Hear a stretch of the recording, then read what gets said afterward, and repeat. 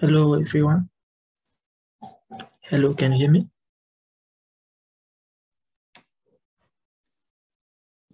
Yes, we can hear you. Hello, everyone. Okay, hello. Thank you so much for joining this panel today. So this is the panel 6 on Tod'Aers synergies and presentation of the African Geospatial and Socio-Economic Progress report. So since yesterday, we had 4 panels yesterday, and this morning we had one panel preceding this one, and one panel, the last panel will follow this one as well. And yeah, we would like to remind that the event is in hybrid mode, so there will be participants that will be following us since Kinshasa, India, Congo as well. So thank you so much. First of all, I would like to give the floor to every panelist. They can present themselves and they can also make their presentation. And after that, we will have a panel discussion. So the meeting is also being recorded and will be available for those who couldn't join us as a participant today, so that they can watch it later. So I will start with Her Excellency Raissa Malou from DR Congo. So she is a former member of the presidential panel of the African Union of 2021. So in 2021, the Democratic Republic of Congo was leading the African Union for 1 year, and she was part of the presidential panel. And we also have Miss Antonia Rousseau. She is the new elected executive director of the organization of Tod'Aers. And we have Dr. Adriana Marais from South Africa. She's the founder of Proudly Women. We have Miss Shelley Brunswick from United States. She's the COO of Space Foundation. And we have Mr. Edrich De Melo from Finland, representing Satellogic. So I think we have one more speaker, Miss Helen from Australia, but she's not, I think she's not here yet. Yeah. So for this panel, like I said, it's focused on the synergies and the partnerships that Tod'Aers has been working on, and what are the previous collaborations, and who are our partners, and what are the next steps that we are looking forward to take as well.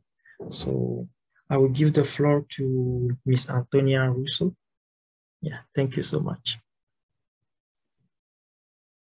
Thank you, Manuel, for this introduction. Thank you all the other panelists to be here with you. It's a pleasure and an honor to share the floor with all of you. I will try to share my screen with a simple presentation. Okay.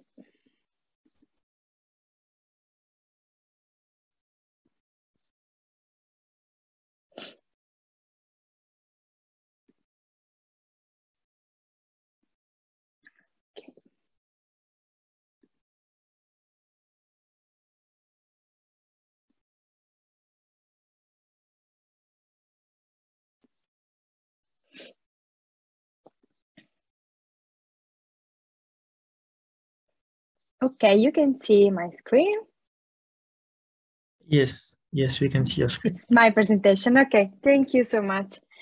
Thank you. I will briefly try to introduce some of the current activities and also talking about all the works that the previous executive board of Tod'Aers have done during the last years. So we I have been appointed a few months ago, so I'm still trying to work with the entire executive board and to give a vision for the next year for Tod'Aers. First of all, let me introduce some of our goals, our future goals that we divided together with Manuel, together with the executive board of directors in several goals. So first of all, collaboration partnership. So we will see together the activities that have been carried out during the last year, and then something about research and publications, the idea to create a mentoring program, and at the end I will drive some of the future directions for Tod'Aers. Okay, excuse me, Antonia. Yeah. Can you open the presentation? I believe it's not, yeah. We cannot see it yet. Ah, okay. Sorry. I think that I shared the not the right. Okay. Let me check.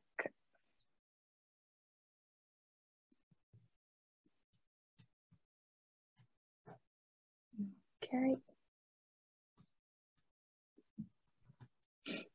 Because it's not the right. Okay. Sorry. No okay. worries. Now I think. Yes, now we can see it. Okay, thank you. Sorry, thank you, Manuel, for letting me know. Okay, so I'm here. Something about our collaboration partnerships. So some activities that have been carried out thanks to the whole executive board direction, and also first of all thanks to the sponsorship with the Space Foundation, and I thanks also Shali for being here and for all the support that we received during the last years. Thank you so much. And as you may see in this slide, we reported some of the current and the future program that we want to establish for our members and for the community. So we want to work on a global geospatial strategy for the next 3 years. And also we want to establish and to work on a space education program and a space commerce entrepreneurship program. Also, first of all, in collaboration, sponsored by the Space Foundation.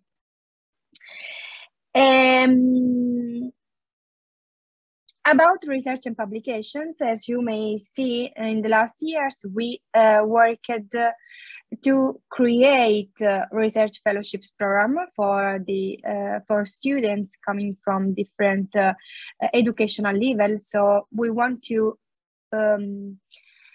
start with the next Geospatial Research Fellowship program, and this is also sponsored by Satellogic, and we hope to work together very, very, very soon. And then we want to establish all the things to recruit the new fellowship students. And another concept related to the research and publication, the space strategies report. So we plan to start working on these research activities. So all these students and a research advisor that will be contacted soon, and we hope to start this research program at the beginning of July. We hope so to do this soon.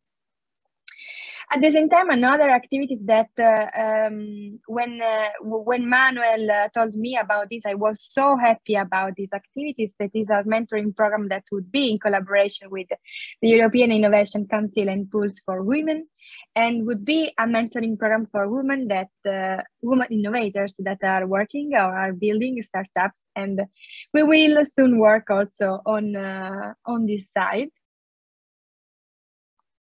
And about the future direction, we are so proud that these events happen, and that we are sure that it is a success. So, and also will be the first step to build other events like this, also to connect with other areas that need to develop space program, develop space research, space technologies, and also to make young students, a young professional aware of the possibility in space and the possibility with space programs.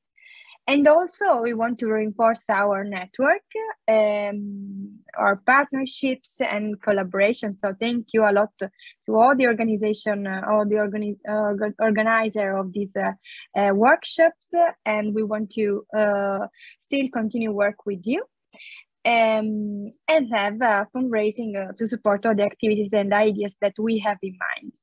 So thank you so much for this time, for giving me the possibility to speak for Tod'Aers and for the vision for this next year. We hope to collaborate very soon on other activities with all of you. Thank you. Okay, thank you so much, Antonia Rousseau, for your great presentation. Thank you so much. I will give the floor to Her Excellency Raissa Malou from DR Congo to present herself and present us to make her presentation and to tell us more about the vision between the vision behind this collaboration between the presidential panel and Tod'Aers, and also on organizing this amazing event. Thank you so much. Manuel, merci beaucoup. Vous m'entendez? Oui, on vous reçoit. Très bien. Merci. Donc oui, je suis Raissa Malou et c'est vrai membre du panel présidentiel qui a accompagné la présidence de la RDC à la tête de l'Union africaine. C'était l'année passée en 2021. Donc nous ne sommes plus à la tête de l'Union africaine et donc ici donc je suis donc la directrice de l'ASBL Investing in People qui organise tous les ans la Semaine de la science et des technologies.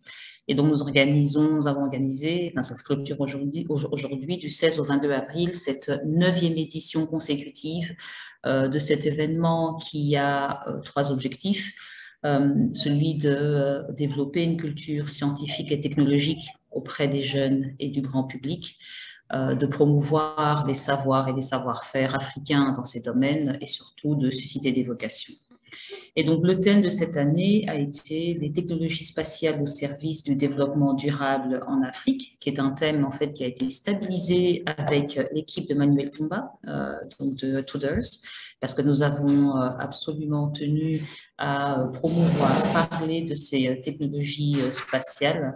On s'est bien rendu compte aujourd'hui, pendant toute la semaine de la science et avec les différents webinaires organisés le 21 et le 22, qu'elles apportaient des solutions aux challenges de nos pays africains. Et donc, ça me donne l'occasion, puisque j'ai la parole après la série de sessions, de remercier vraiment l'ensemble des participants, l'ensemble des speakers, l'ensemble des partenaires de Tod'Aers qui ont accepté de contribuer à ce premier forum africain sur le géospatial et les progrès socio-économiques.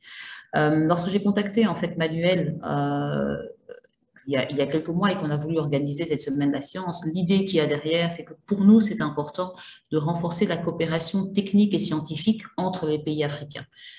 C'est absolument essentiel et de le faire avec des jeunes scientifiques, de pouvoir baser cette coopération avec des jeunes qui excellent dans leur domaine. Donc, nous sommes vraiment heureux d'avoir ce partenariat avec Tod'Aers. Alors évidemment, nous ne sommes plus au sein de l'Union africaine, mais nous continuerons très certainement à soutenir l'organisation et notamment avec le rapport que certainement Manuel va vous présenter après, qu'ils ont élaboré, de voir comment être une voix pour cette technologie, une voix pour le rapport. Donc voilà, je n'ai pas de présentation particulière, je voulais surtout rappeler que pour nous, c'est important de renforcer la coopération technique et scientifique entre les différents pays africains et à l'international, de manière à assurer le développement de notre continent. Merci beaucoup. Si à la moindre question, vous n'hésitez pas. Merci. Okay, merci. Thank you so much for your speech, Her Excellency Isamalu. I would like to give the floor to Ms. Shelley Brunswick from United States for her presentation. Thank you so much. Well, thank you so much, Manuel. It's such a pleasure joining you all today and honored to share with you a little bit about what's happening in the global space ecosystem, partnership opportunities, and how we can all work together in that participative leadership model to elevate the entire space ecosystem while elevating all of our countries, our communities, and the people that we all care about. So as Manuel said, I'm Shelley Brunswick. I'm the Chief Operating Officer of Space Foundation, and I've been here 7 years. Prior to this, I was in the U.S. Air Force for almost 30 years, and I was a space program manager, so working as a program manager for space programs, and then I became a professor of acquisition for space programs. I became a policymaker working on Capitol Hill, creating the right policies, securing funding for programs, and now I'm the Chief Operating Officer. So a lot of diversity in the areas over the last 30 years that I've seen in the space industry. We can all think back 30 years when space was really for a couple of countries. It was about a couple of career fields, and it was only for a small group of people. And now the diversity and the opportunities for people and ideas and skills and regions of the world has grown exponentially. So at Space Foundation, we believe that when we invest in space, we better all of our lives. And we do that through a number of ways. We certainly want to look at space as going on to the moon and Mars and beyond, but it's really closing that space ecosystem by saying, what does space then bring back to Earth? And what it brings back to Earth is, first of all, amazing technology that benefits us every day.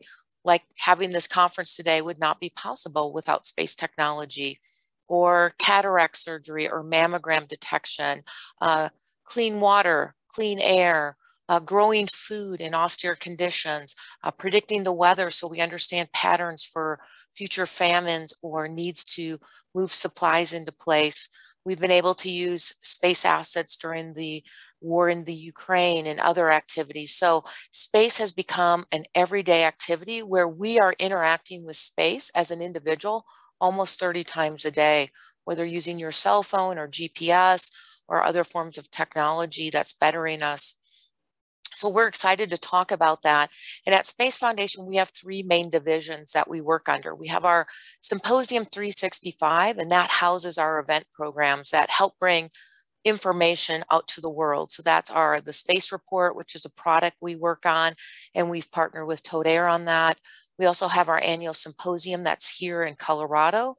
We just did that earlier this month, where we brought together 12,000 of the world leaders in space to talk about where the industry is going.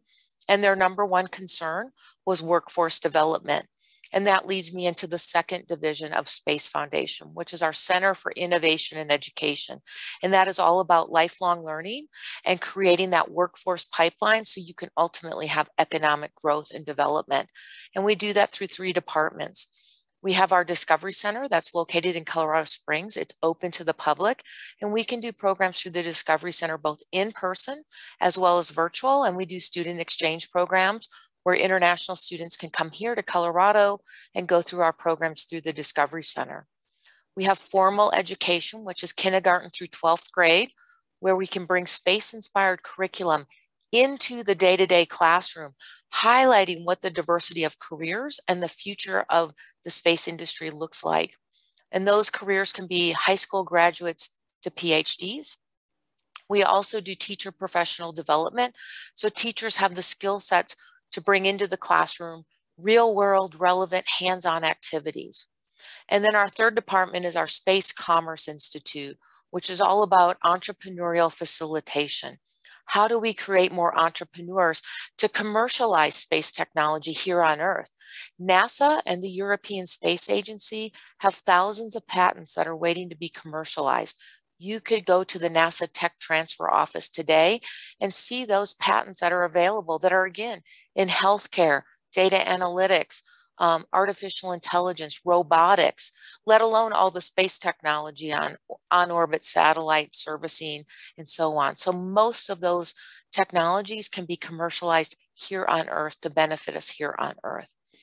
And then we also look at our third pillar, which is called Global Alliance. And that's why we're here on the panel today as well, is to talk about the partnerships. How do we build partnerships not only locally, nationally, but internationally with organizations around the world? And the Space Foundation partners not only with the US government and organizations, but we partner internationally with the Organization of American States, which are the countries in North and South America, Central America, Latin America. We partner with the African Union. We partner with Tod'Aers. We have a partnership with the United Arab Emirates, ISESCO, and others. So it's really about partnership leadership that will lead us to the next phase of the global space economy, which creates more inclusion and opportunity for everyone to participate. So again, I want to thank you for inviting me to join you today. And I look forward to our panel discussion and looking forward to partnering with you on creating more access and opportunity. Thank you. Okay, sure. Thank you so much, Ms. Shelley, for your great presentation. I would like to give the floor to Dr. Diana Marais, the founder of Proudly Women and the Chair of Space Science of Tod'Aers. Thank you so much. Thank you so much, Manuel, and thanks to the Tod'Aers and other organizers for putting this together today. It's a great privilege to be here with my fellow panelists and have the opportunity to share. So we've heard from other great sessions today, the size of the space economy, and that is largely situated in Earth orbit currently in the form of mostly satellites. So I would like to bring attention now briefly to two future projections for Earth orbit that perhaps as Africa and as a global community, we need to anticipate and prepare for. So of course, we know the theme of space debris, and there's sort of 10,000 tons, I believe, of metals and other components and defunct satellites currently in orbit. But rather than focus on removing these from orbit, can we think about repurposing these things? And I'd like to tie that discussion into an event I had the opportunity to participate in a couple of weeks ago. And that was the first all-private crew being launched from Florida Cape Canaveral by private company SpaceX to the International Space Station. So while we're getting accustomed to astronauts not only needing the right stuff, but also currently the right bank balance seems to be playing a role. And indeed, this all-private crew, as part of the AfGESP mission, did pay for their way into space, but not without a lot of months or even over years of training to implement the different science experiments and various other activities that this first all-private crew will perform in the space station. But this is now also AfGESP's first private launch. And also the same year where NASA has announced plans to deorbit the space station in 2031, crash landing it into the Pacific Ocean. So this was a milestone with the first all-private crew, but I think excitingly for AfGESP, with their endeavor to launch a private space station or even space stations into orbit, this is an important milestone, I think, not only for public-private partnership, but indeed for private activities in Earth orbit. So we look forward to AfGESP's next milestone of getting components or preparations for a space station into orbit, hopefully before 2031. Of course, we have the Chinese space station in orbit. But while we have seen kind of the democratization of the satellite industry, perhaps, with around half of all countries on the planet either having their own facilities in orbit or having some direct participation in the technology that, of course, orbits our planet, enabling marvelous things like our participation today and many other things, we have not yet seen the democratization of people living and working in Earth orbit. So let me bring these two arguments together. I think we're in an exciting era of development in technology and capabilities in space. And if we anticipate not as far perhaps as the moon or Mars, which some people might know are my main focuses with the organization Proudly Human, and I'll draw that in a minute. But if we just focus on low Earth orbit, I think the next big revolution will be the repurposing of those 10,000s of tons of metals and other rare components that have been, a lot of resources have been put into, you know, extracting, processing, manufacturing, and launching these things into space. So can we somehow combine the very necessary activity of repurposing space debris with a more diverse presence in low Earth orbit, perhaps in collaboration with private entities looking to put facilities there, so that we can look forward to not only private citizens paying their way into space, but perhaps a more diverse group of people going to work in space, retrieving components, perhaps putting these together, perhaps 3D printing, perhaps repairing, perhaps servicing satellites in orbit in order to encourage a more diverse group of people able to live and work in space. So it was a great opportunity to watch this launch a couple of weeks ago, and we hope that this is the threshold indeed of more diverse and larger groups of people really living and working in space, in low Earth orbit to begin with. So another fascinating opportunity I had in Florida was to visit the world's only underwater habitat.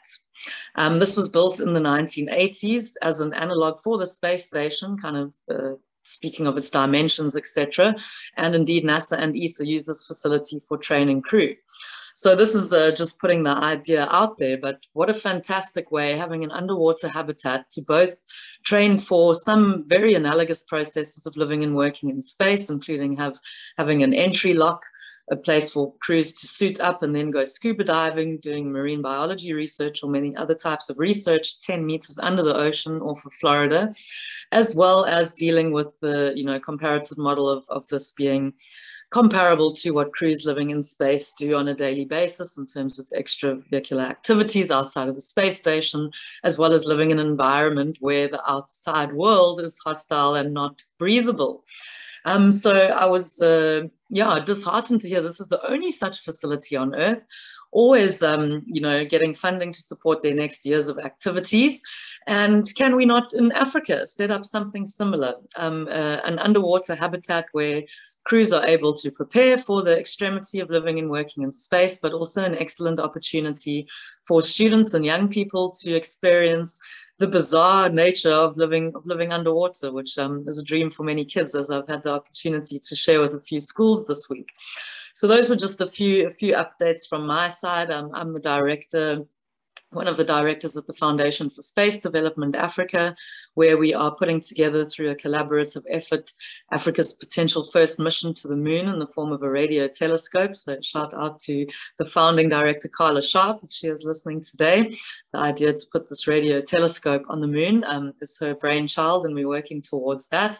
And as the founder of Proudly Human, we will be running experiments in the most extreme places we can find on Earth, including Antarctica, the oldest desert on the Earth, the Namib Desert, and the Aquarius underwater habitat in Florida, collecting data on technologies that can support crews in extreme environments, but more importantly, looking at diverse groups of people getting together in extreme environments and what kind of community dynamics, governance, or regulatory structures come into play, and how we can build a sense of community spirit, not in spite of, but because of the extremity of the environment in which these crews are living. And speaking from an African perspective, I think these parallels are particularly important. Living in extreme environments in space have many important parallels with the kind of infrastructure, low-cost, robust, resource-efficient infrastructure that we need to develop here on Earth in order to have a less extreme future for our population living on this planet and become accustomed to even more extreme environments elsewhere. So I think these are important parallels, and as Shelley has pointed out, we have come far in terms of water management, wastewater management, growing food indoors with LED lighting, regulating air. And these are, of course, developed in their extreme forms in the International Space Station over the last 20 years. So let's work towards maintaining a presence in Earth orbit. Let's work towards repurposing the debris that's in Earth orbit that is becoming problematic. And let's have a more active participation from Africa in terms of thinking about the infrastructure, using resources efficiently for communities to live happily, even in extreme environments.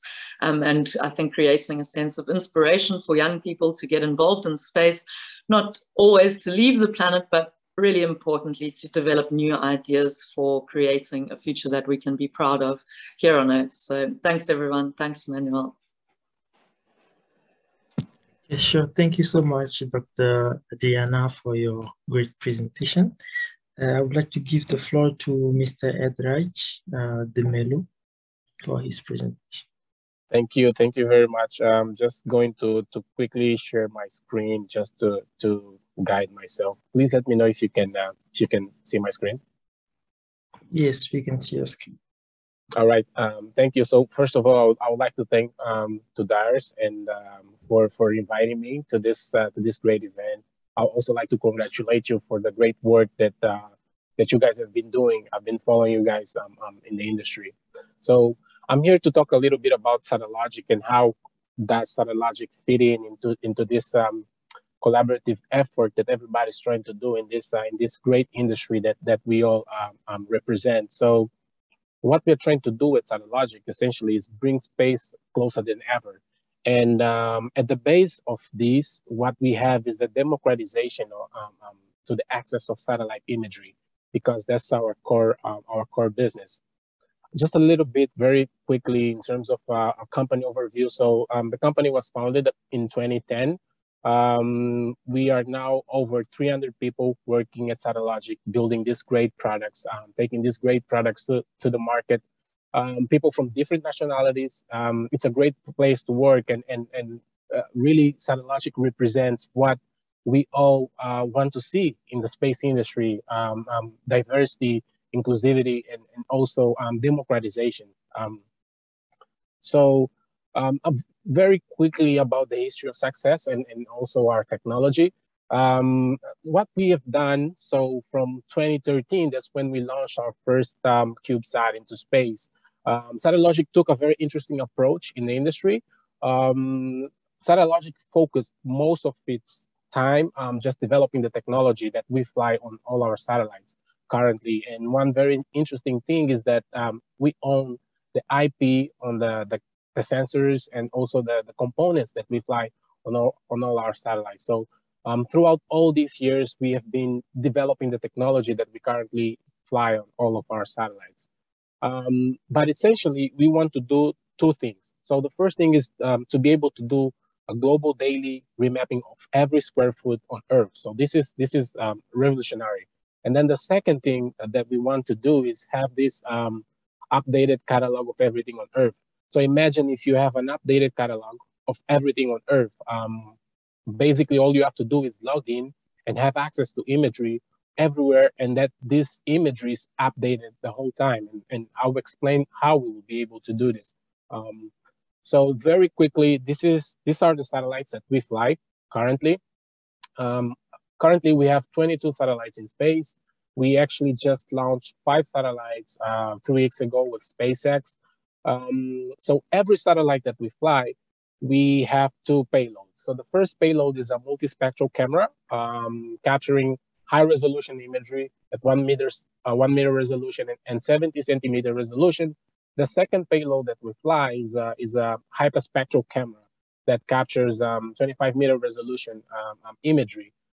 We still have an empty bay that we call the hosted payload bay. And usually what we do is we allow startups, academic institutions to fly their payloads into one of our satellites. So this is very interesting because it really enables academic institutions or companies that they want to have their technology in space, but they can't afford to launch their technology because of the pricing.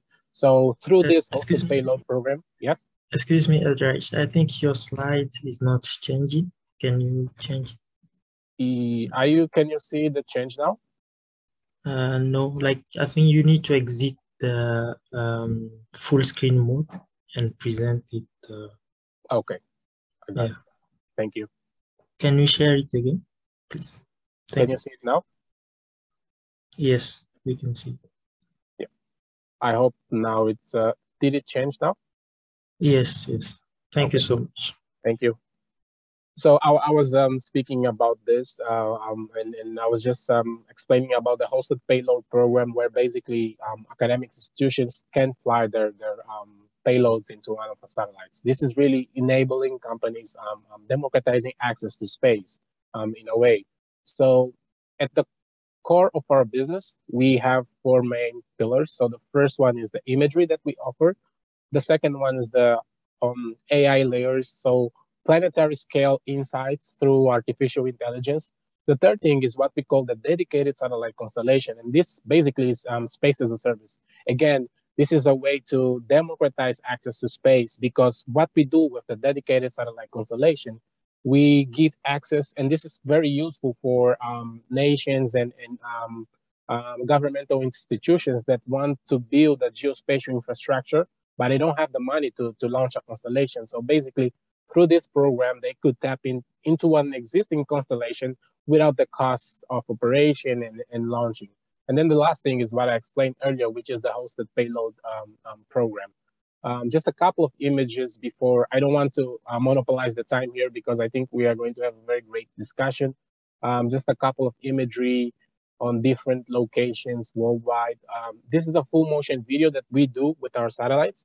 One thing very interesting to share is that last year during the situation in Afghanistan, we have actually helped the intelligence agencies on the ground to evacuate families that were trying to escape the violence, the unfortunate violence there in that location. So this is a very brief explanation about Satellogic and how we fit into this collaborative effort. Thank you very much. Okay, sure. Thank you so much, Mr. Eldridge, for your great presentation. So before moving to the panel discussion, I would like to present the first part of the report we've been referring to.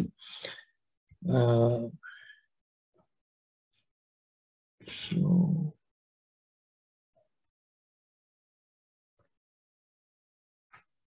yeah, just a moment.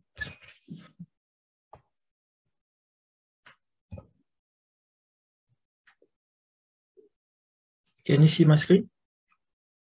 Yes, we can. Yes. So this is the report we've been developing in collaboration with the panel of the presidential panel of the African Union of 2021, like when the DRC was at the head. So and the report was supported by the presidential panel, and at the head of the presidential panel was His Excellency President Félix Antoine Tshisekedi. He was the president of the African Union for 2021, and he's the current president of the Democratic Republic of Congo. We also have Her Excellency Harissa Malou. She's present with us today. And as co-author, we have Mr. Hugo André Costa. He's a board member of the Portuguese Space Agency. He also contributed to this report. And as a resource person, we have Dr. Daniel Wood. He's the director of Space Enable Research Group at MIT Media Lab and a former NASA engineer. So for the contents of the report, so this is the preliminary content. So we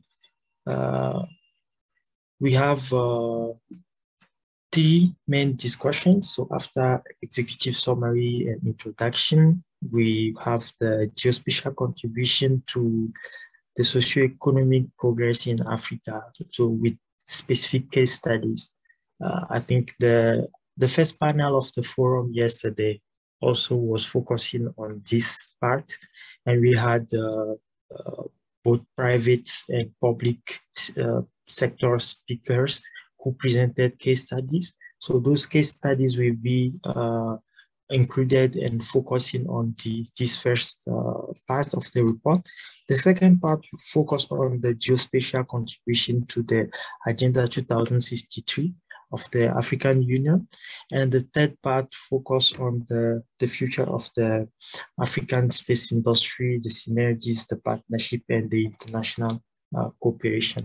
And some of the recommendations that are being made from this forum also will be included in the report, in the final report. So other than that,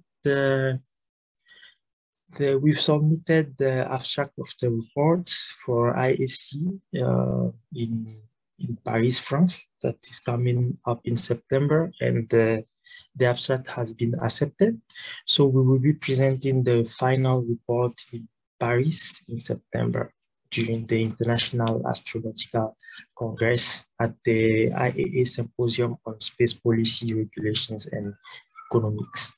So till then, we are still looking for collaborations and for partners to join us, to provide us with accurate data that we can include to ensure high quality reports, because the report that we want to produce is a report that governments, universities, and private sector can use, and a report that will be very helpful to develop the geospatial industry in Africa.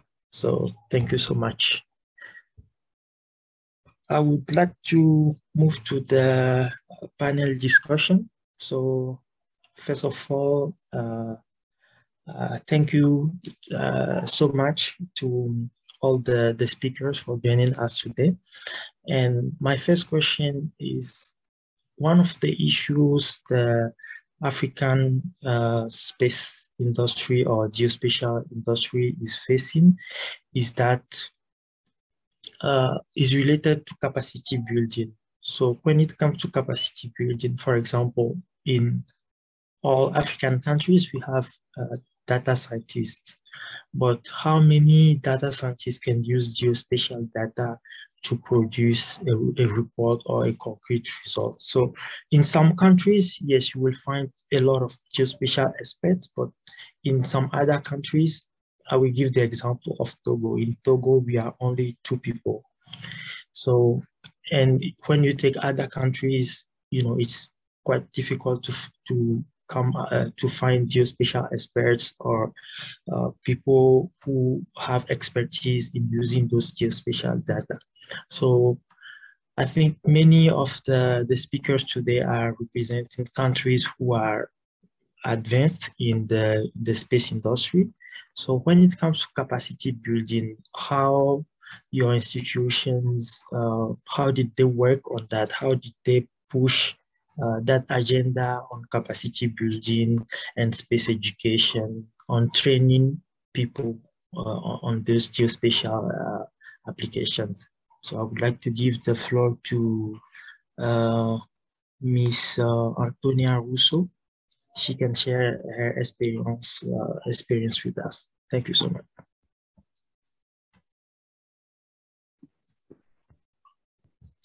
Thank you so much, Manuel, for this question. I think that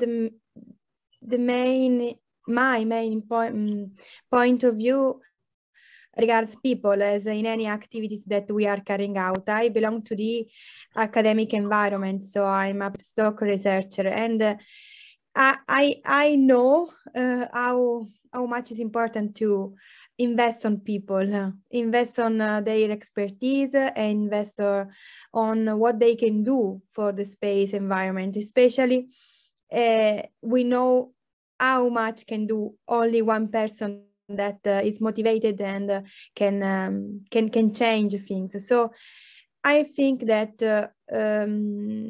coming from my point of view, from the academic world, I think that some efforts have been done for the space research and technologies. We are still working on several projects for the space technologies and space science. For example, in my university, we are developing an editorial project related to the space, and also for the new generation. We are working on the space newsletter. So I don't know if you have seen it. So we try to tell some stories, tell some interviews about people coming from the Mediterranean region, because my university is University Mediterraneo of Reggio Calabria. So we are trying to build contacts, to build connections, and to tell stories coming from people of the Mediterranean region. So I hope that this could be the main part. Invest on people, invest on the stories of people for the progress and for innovation. Thank you. Thank you so much, Ms. Antonia, for your comment. Mrs. Shelley, please, for your comment.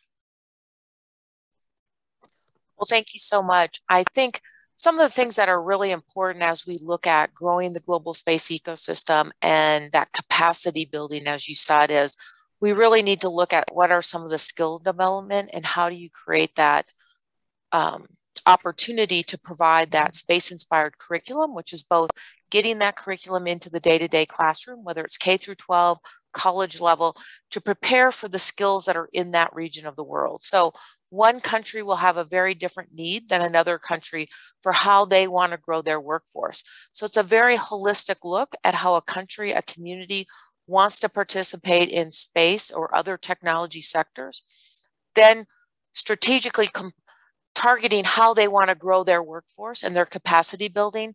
And then that attracts the investors who want to build companies and organizations in that company and community to develop their products and bring them to market. So it's a very holistic look at space in itself is wonderful, but then the real application of how does it benefit each country and community. And I think these are wonderful ways of looking at that capacity building and how we work together to grow that. Thank you. Sure. Thank you so much for your great comment, Mrs. Shelley. Her Excellency Raissa Balou. Merci Manuel, merci pour la question en tout cas, mais je voudrais d'abord vraiment remercier Antonia, Shelley, Adriana et Eldridge pour leur présentation, c'était très intéressant, merci d'être là. La situation en République démocratique du Congo est la même que pour vous Manuel, on a effectivement très peu de spécialistes, très peu de personnes formées sur les technologies spatiales ou le traitement de données spatiales. Mais je vais vraiment dans le même sens qu'à la fois de Mrs. Shelley ou d'Antonia. La première, c'est que déjà, on fait un effort au niveau de la RDC on a réformé l'enseignement des sciences, donc des STEM, sciences, mathématiques, l'ingénierie mathématique, sciences, technologies, ingénierie et mathématiques. Donc, on a réformé les programmes et on n'a pas intégré l'aspect des technologies spatiales.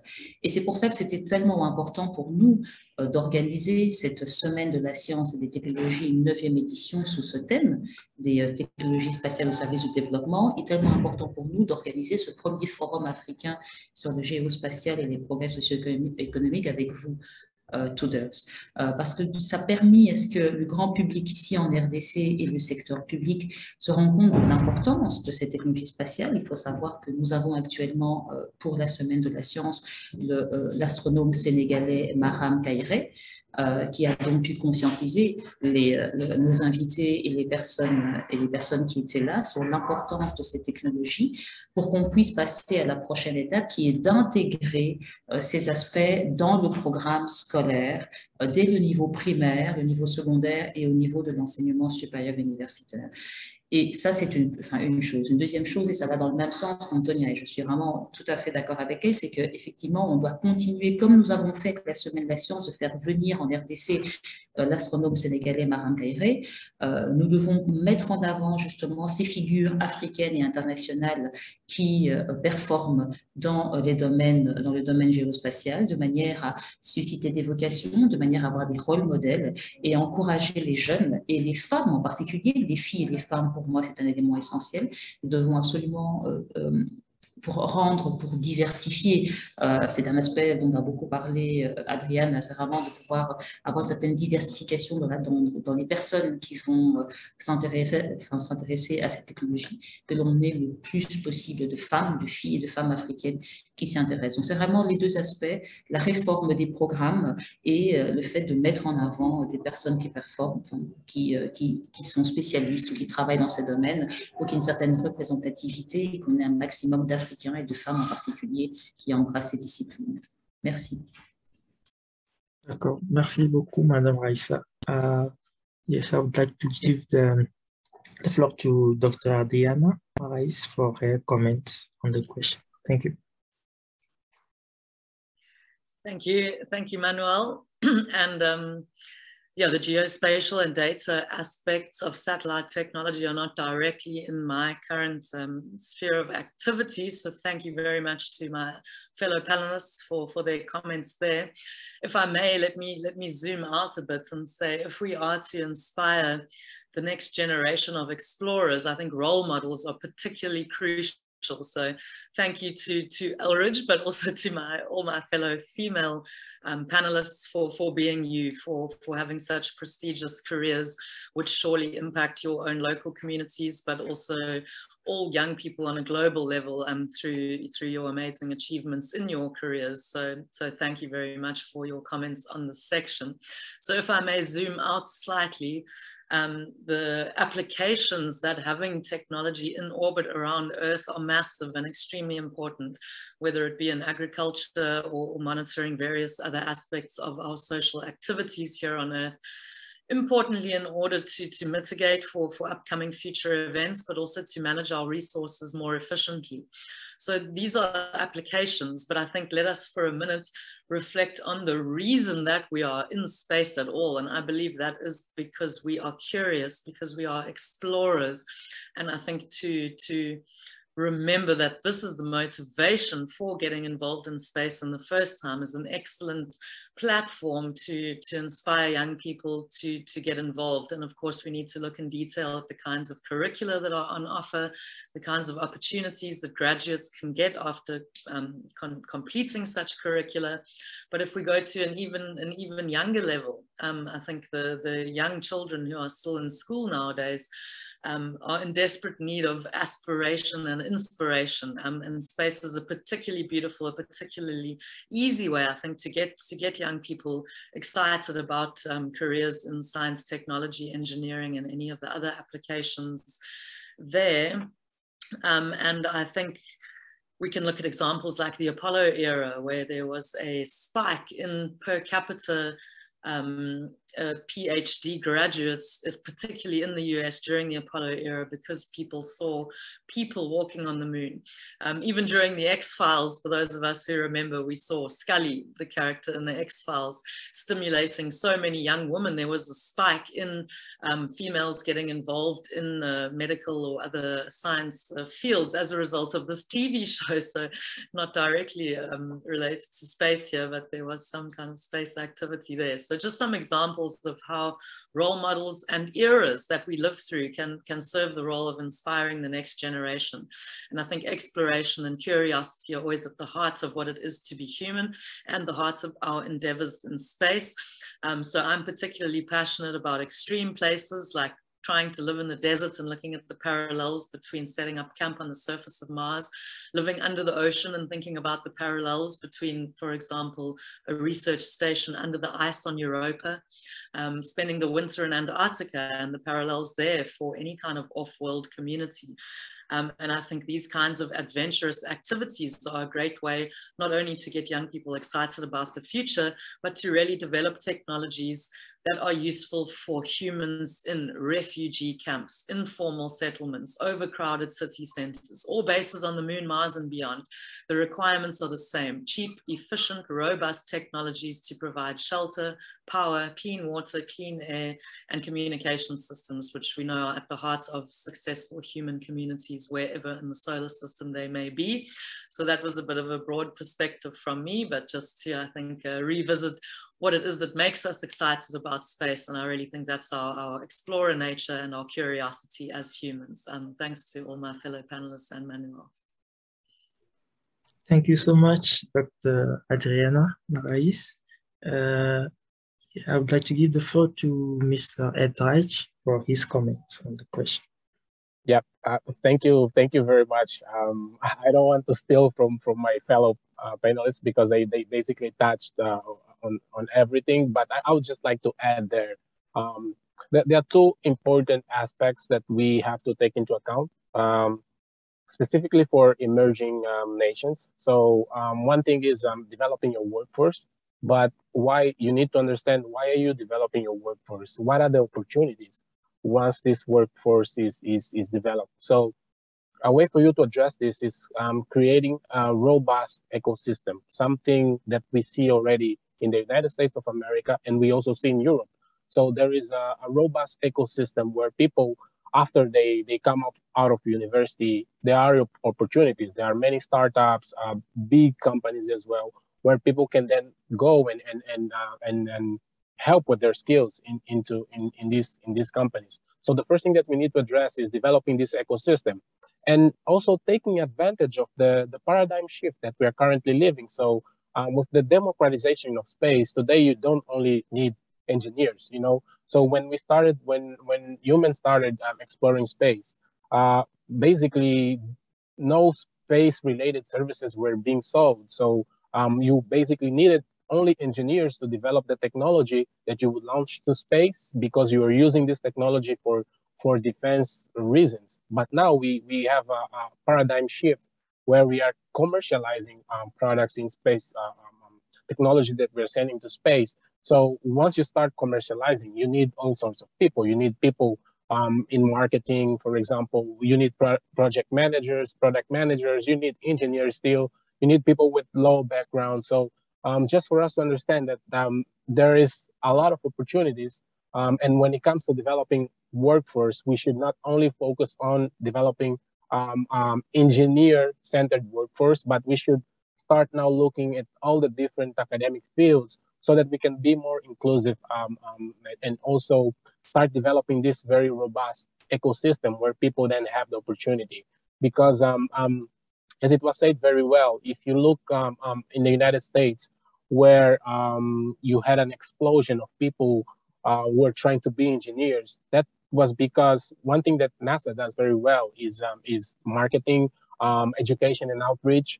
So NASA inspires people to work in the space industry, and it has been that way for many years. And in emerging nations, what we need to do, and I see already a lot of countries doing very well, is invest a lot more in education and outreach, starting with very small kids, you know, basic stuff like understanding the solar system, for example.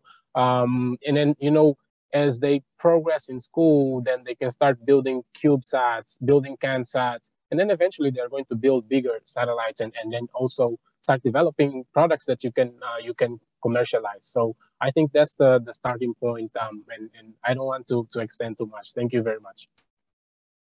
Okay, sure. Thank you so much, Mr. Elreich.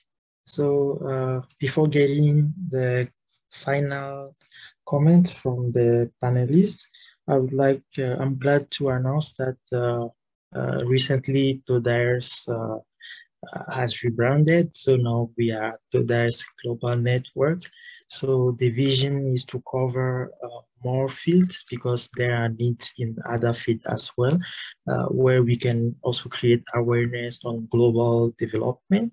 So we've launched 5 councils. So we have a global council on applied economics.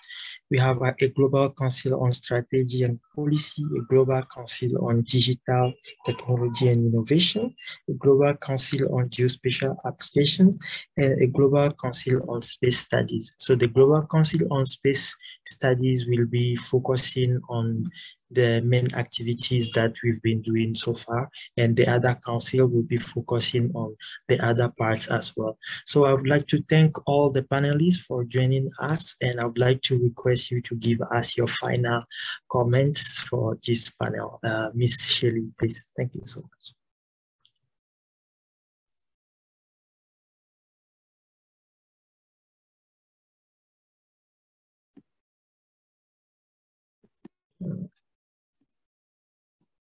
Excuse me, Ms. Shelley, I think we cannot hear you.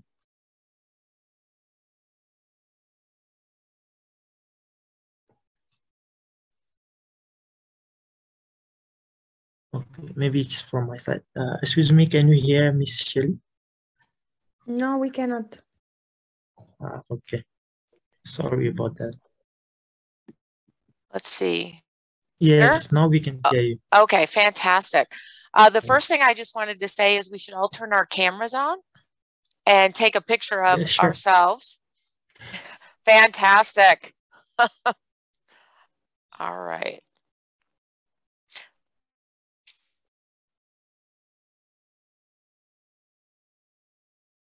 Thank you all for doing that. You know, in today's world, if we don't capture it in a picture, and now Manuel can help promote this panel through social media, because we know that is part of how the global space world works as well, is capturing that social media and communicating with people at the level where we can reach them. And many times Instagram and LinkedIn less so, Facebook and other products. So we need to work together to break down those barriers. And one of those barriers is, how do we reach people, and reaching people where they're at. And many times that's through social media and products they may use every day, TikTok and so on.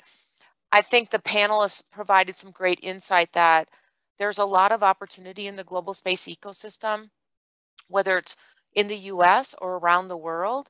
Tod'Aers is doing some amazing activities. The Space Foundation is honored to partner with Tod'Aers, the United Nations Office of Outer Space Affairs, Women Tech Network, and so many wonderful programs. And together, when we do what I call this, I'm coming out with a new study called partnership leadership. When we partner globally, our ability to partner can then create more access and opportunity than if we only focus our leadership internal to our industry or internal to our companies. When we reach across the globe, we can then elevate all of us, and ultimately it benefits our organizations and teams personally too. So at Space Foundation, and I personally want to commit to you that we believe in that partnership leadership. We want to be a partner in capacity building, whether it's in the Congo or other parts of Africa, the Middle East, South America, Asia, because when we invest around the world in building human capacity and giving people opportunities to elevate themselves, we ultimately elevate all of us, and we bring all the best ideas to the table that will help us solve many of the challenges we have here on Earth. And at the end of the day, we're all in this together on this great spaceship called Earth. And I'm great to be on board with you. So thank you so much, Manuel, for this fantastic panel. You did an amazing job moderating it. And I want to thank the fellow panelists, and I look forward to partnering with you in the future. Thank you so much, Ms. Shelley. Mrs. Antonia Rousseau, please. Yeah, thank you. Thank you so much. It was an amazing panel. Thank you.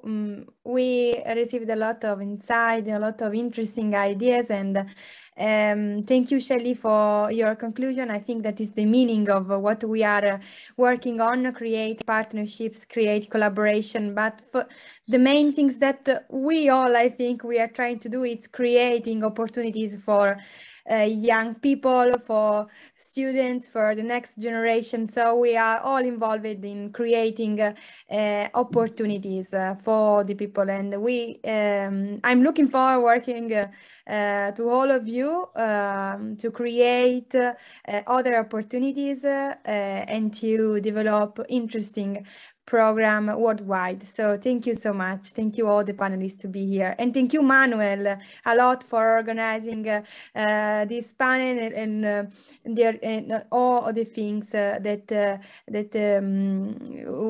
we are here together and all the organizer of this session and the entire workshops. Thank you.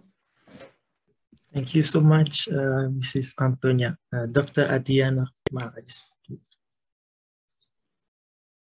Thanks, Manuel. Thanks to Shelley, Antonia, Raisa, and Manuel for an excellent panel discussion. It's very exciting to be part of the Tod'Aers teams. So I look forward to future partnering and more discussions like the one we've had today. In case anyone is excited as I am about the extreme environments we plan to explore, we are particularly interested in partnering with African organizations, whether that's on the technology side, the data collection side, the assessment of the team dynamics that go on in these extreme places that we adventure to. But thanks everyone for a great discussion. Thank you, Manuel, and look forward to future such discussions. Thanks for having me. Thank you. Thank you so much, Dr. Diana. Her Excellency Raisa Malou for her concluding remarks to close the panel. Thank you so much. Merci, merci Manuel. Je voudrais donc remercier l'ensemble des panélistes, Antonia, Chelly, Adriana, Eldridge et vous Manuel, pour effectivement cette très belle session, ce très beau panel, très intéressant. Je voudrais vous confirmer que nous, ici en RDC, nous sommes absolument ouverts au partenariat, à la coopération. Mais Mrs. Chelly l'a rappelé à nouveau que nous resterons disponibles pour vous, Manuel et l'association Tod'Aers, de manière à pouvoir renforcer cette coopération entre notre pays et les autres pays africains et les différentes structures. Ça a été un plaisir, un honneur de collaborer sur ce premier forum africain. On aura l'occasion d'en faire d'autres ensemble. Donc, merci à l'ensemble des speakers, le nôtre, celle de notre session, mais aussi de tous ceux qui ont participé hier et aujourd'hui aux différents panels. Merci beaucoup, Manuel. Et on va donc avancer sur le rapport, n'est-ce pas? Oui, bien sûr. Merci beaucoup, madame. So thank you so much, and yeah, see you. Bye-bye. Bye, everybody. Bye. Bye, thank you.